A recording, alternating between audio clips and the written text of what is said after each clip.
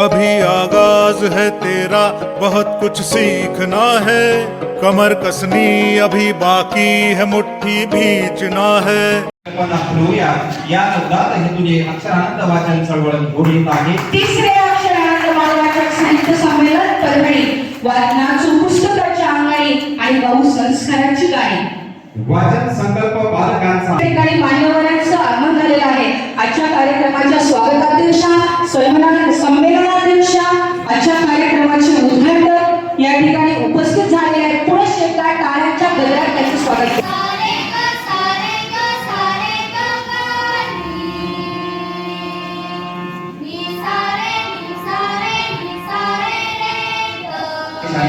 मान्यवरांच्या हस्ते या ठिकाणी दीपक प्रज्वलन करून ग्रंथपूजनाचा कार्यक्रम या ठिकाणी संपन्न होतो आहे। व्यक्तिमत्वाला पैलू पाडतात, त्यामुळे या ठिकाणी हे जे अट्टहास आहे तो काय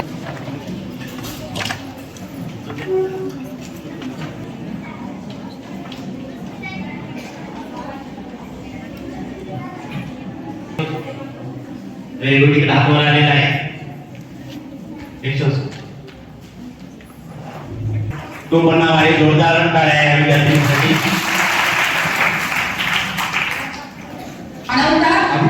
कर्तव्यपरायणता, स्वराज्य, स्वातंत्र्य अशी किती मूल्ये पुस्तक वाचनातून बालकांच्या मनावर बिंबवली जावी म्हणून अक्षर आनंद वाचन संस्कार केंद्राने परभणी जिल्हास्तरीय पुस्तक वाचन स्पर्धा व बाल वाचक साहित्य संमेलनाचे विज्ञान संकुल या संकुलामध्ये विद्यार्थ्यांनी यावं।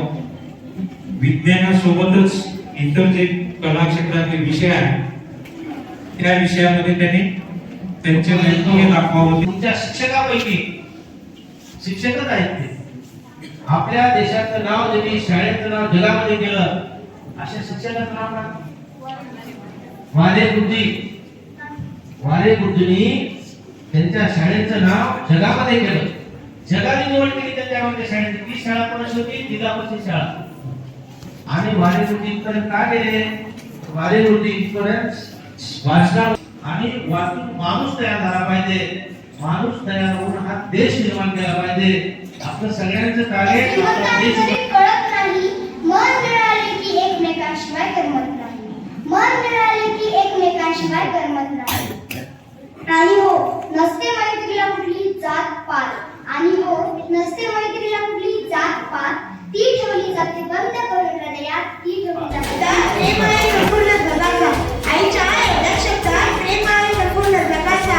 म्हणूनच एकच म्हणते तर मला आईला सागर तेथेच होतो यशाचा जागर।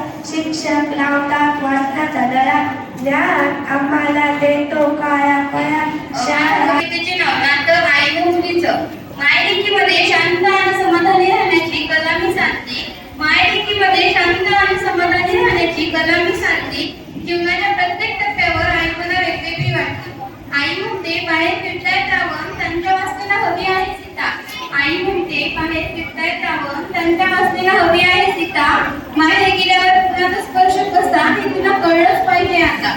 तिच्या मायेत मऊ कोदडी उभेची अलगद वेळ दिली। तिच्या मायेत मऊ कोदडी उभेची अलगद वेळ दिली। जवळ बसायची माझी आई म्हणून लेली। मी आईची होते तेव्हा छकुली लाडकी। मी आईची होते तेव्हा छकुली लाडकी। मला जरा घरी होता स्वतःची पोळी वाचण्यापेक्षा विद्यार्थ्यांना पुढे देणाऱ्या त्या माणसासाठी एकदा बोलणं टाळलं होतं। शेंडगे सरांसाठी बोलले हा वरती झालं पाहिजे। Very good. चला तर एक पात्री अभिनयाची पहिली सादर करणारी जी मुलगी आहे माहेश्वरी राजकुमार गरुड, ती झाशीची राणी यावरती एक पात्री प्रयोग करणार आहे। तर मी तिला विनंती करतो की इथे यावं आणि तिचा प्रयोग। महेंद्रकर मॅडमनी हे नाटक बसवलेलं आहे। तर नाटकाला मी एक पात्री अंदाजूपायची सादर करणार आहे। भारत एक महान सभ्यता ज्याचा गौरव और आंखों में जीवन का जानती थी और दिलों में दबाते हैं बेईमान की एक बेटी। इन्हीं दबावों से गुस्सा दूर से जाने गिरा है। विशाल कचर के सामने कायल हो गई थी अरे काका। इस मिट्टी के गम से उभरी हुई मणि का किला रानी लक्ष्मीबाई एक गिरा गया बराबर के साथ मेरा शीत गाँव वालों को बताना था आप ही से जन्म सिखाई से दूर बुलाइए ताकि अगली दुनिया में खुश रहे और आपका मिल जाए। इस बुजुर्ग की मनोका विवाह झांसी के राजा गंगाधर के साथ होता है। बधाई देने के लिए कैप्टन बॉर्डर आते हैं। हो captain border is driving and forth, but British battalion all arrive at attention. स्वागत है कैप्टन बॉर्डर। ये राष्ट्रभाई हमारी धर्मपत्नी। सर, काम में बहुत भूख हुई है। तुम्हें मालूम नहीं कि कैप्टन बॉर्डर के सामने सबको झुकाना पड़ता है। फिर भी बोल रहे हो तो देख रहा है। पति ने हमारे पद में बात कर दे बोलो का।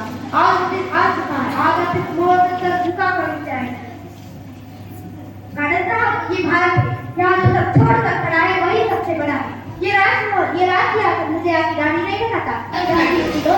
आयुष्यात अशी खास मैत्रीण असावी जी मैत्री आयुष्याच्या शेवटपर्यंत निभावणारी असावी।